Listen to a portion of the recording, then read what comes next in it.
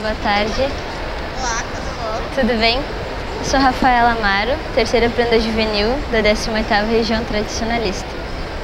O folclore, como ciência de um povo, no modo de pensar, sentir e agir, tem em destaque o folclore da mulher. De acordo com o tema proposto como mostra folclórica desta ciranda, vou falar sobre o folclore da mulher, sobre as parteiras e a relação com a sua parturiente, a mulher em sua gestação no período final e as preparações que envolvem este momento. Eu baseei a minha pesquisa em fatos bibliográficos, em artigos e também nos relatos de minha avó, que de 6 filhos, 3 os partos foram feitos por parteiras, e todas pela mesma parteira, a Dona Vani, que é uma das últimas parteiras que ainda estão vivas na minha cidade. Então eu escolhi o cenário da cozinha, porque a maioria das preparações aconteciam na cozinha, e ele está num período cronológico de 1850 a 1970, porque dentro dessas histórias ela contou um pouquinho da minha bisavó, dos partos de minha bisavó, que ela teve 18 filhos, todos por parteiras também, e também com um período de trabalho da Dona Vani.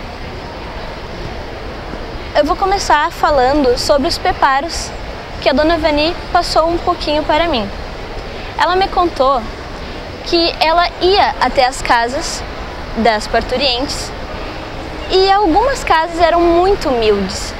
Então, ela sempre tinha com ela as toalhas brancas, os lençóis brancos, as toalhas, a bacia e a tesoura.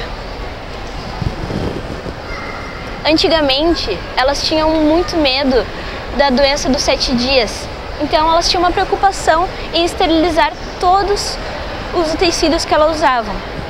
Então, chegando na casa, elas pediam um panelão grande para aquecer a água e pediam para ter brasas para aquecer o ferro, porque elas passavam tanto nos lençóis quanto nas toalhas. E com o vapor da água, elas esterilizavam a tesoura. Indo num tempo mais moderno, pois a Dona Vani, ela trabalhou tanto no campo, que eu chamo campo por causa da minha região, a região da campanha. Ela, com a evolução da medicina, ela foi migrando para o hospital, tornando a profissão parteira em algo profissionalizado. Então, ela carregava o estetoscópio de Pinar, que era usado como a ecografia hoje. Então, elas colocavam no ouvido e colocavam na barriga para escutar os batimentos do bebê. Aqui é a tesoura moderna, bem diferente da antiga, mais fina e delicada. A pinça.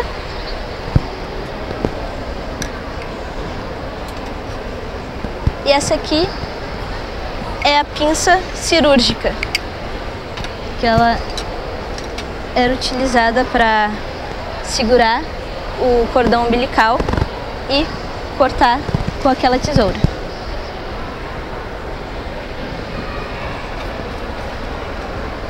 A parteira sempre realizava o primeiro banho do bebê. Então, nas casas sempre tinham uma bacia e uma jarra. As mulheres de antigamente tinham uma crença muito grande na Nossa Senhora do Bom Parto, que é a protetora das mães e das mulheres grávidas. E quando as mães não queriam ter filhos seguidos, elas se desfaziam da imagem e colocavam ela num terreno longe da casa. E quando elas queriam ter filho novamente, elas pegavam a imagem novamente. As parteiras tinham um vaso de 7 ervas na porta de casa, porque as mulheres acreditavam muito nas invejas, nos maus olhados, nas vinganças. Então elas tinham medo de ter o parto amarrado. Então elas colocavam este vaso na frente da porta de casa, porque para afastar os maus espíritos, para que eles não atrapalhassem tanto no trabalho da parteira, como afetasse a parturiente na hora do parto. Elas tinham também vários chás em casa. Eu escolhi o chá de Marcela, que elas davam para amenizar a dor das cólicas, a dor na barriga. Após o parto, o nascimento da criança, as parteiras chegavam a ficar uma semana na casa da parturiente para ensinar a cuidar do bebê, para cuidar da parturiente. Elas faziam canja porque elas acreditavam muito na força que a canja tinha. Elas denominavam que davam força, coragem para a mulher. Elas ensinavam como segurar o bebê, porque o bebê fica muito tempo na barriga da mãe e acaba tendo muitas secreções do líquido amniótico. Então elas ensinavam a segurar o bebê um pouquinho com a cabeça para baixo para sair todas as secreções. Existem também algumas crendices em relação após o parto. Quando o bebê nascia com o umbigo para fora, que nós chamamos, elas colocavam uma moeda esterilizada também, lógico, e botavam em cima do umbigo do bebê todos os dias até que o umbigo entrasse. Quando o umbigo curava e caía, as mães levavam até a porteira do estanceiro mais rico da localidade, porque elas acreditavam que elas enterrando o umbigo ali, o filho ia ficar rico também. Depois de realizar todo o parto, a parteira retirava a placenta e pedia para o homem da casa enterrar num terreno longe da casa, do alcance da casa, e pedia para eles enterrarem bem fundo, porque eles tinham medo que os cachorros pegassem a placenta e eles acreditavam que a mulher poderia ficar louca e que o bebê é raivoso. Eles tinham o costume também de estender a roupa cedo e recolher cedo para não pegar a geada, porque o bebê era um símbolo muito frágil, então elas tinham todo o cuidado do mundo. Elas tinham a crença de botar um fiozinho vermelho na testa do bebê para curar o soluço. Então eu concluo a minha mostra folclórica explicando a importância das parteiras no ciclo das mulheres, pois era um modo de aproximar neta, filha das avós, porque a dona Vani, por exemplo, ela aprendeu a ser parteira com sua avó aos 10 anos. Então, desde muito nova, ela começou a pegar a prática e se tornou parteira. Como eu expliquei, com a evolução da medicina, ela migrou para o hospital. Ela trabalhou na Santa Casa de Caridade, lá de Bagé, porque as parteiras se tornaram profissionais. Elas atuavam como parteiras e como enfermeiras gerais. Elas realizavam os partos, mesmo dentro do hospital, e só chamavam a ajuda do médico quando tinha alguma gravidez de risco ou alguma complicação no parto. Aqui tem algumas fotos e o certificado da dona Vani.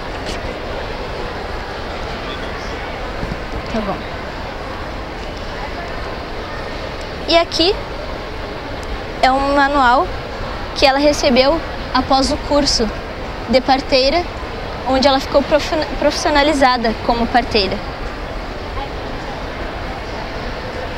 Fico à disposição dos senhores para qualquer tipo de pergunta. Eu achei curioso que tu viu quando tu falou das simpatias de enterrar o umbigo. Tu não acredita ou é porque tu achou que essa foi a mais curiosa das que tu pesquisou? Eu acredito porque, como diz o folclore, são ritos passados de gerações para gerações, né? Então, eu acho que elas tinha tanta força nessas crendices que elas realmente foram sendo passadas de geração para geração. Eu achei engraçado porque, se nós formos colocar para a atualidade, nunca que a gente ia pensar em colocar um umbigo numa estância de um homem rico. Mas, como é uma crendice muito forte, né? Eu acredito, se eu tivesse a vivência na campanha, porque eu aprendi com essa amostra, eu não tenho a vivência mesmo da campanha. Mas a minha avó viveu muito na campanha, a dona Vani vivia na campanha, então eu aprendi muito. Então, para elas, isso de ir até uma casa, enterrar o umbigo, eram todas características da época, né? Então, eu acredito que se eu vivesse assim num ambiente campeiro, eu acho que eu faria também. Obrigada. Obrigada.